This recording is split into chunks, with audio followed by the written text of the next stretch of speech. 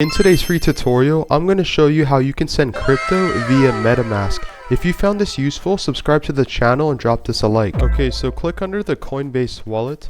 In this case, I have an extension on the desktop PC instead of using the application. Okay, then once your Coinbase wallet has been loaded, you want to click receive. And you have different options here to receive from Ethereum, Solana, Bitcoin, Dogecoin, Litecoin, etc. But for this video, we're going to receive from Ethereum or ETH, so go over and click copy, which is the second option.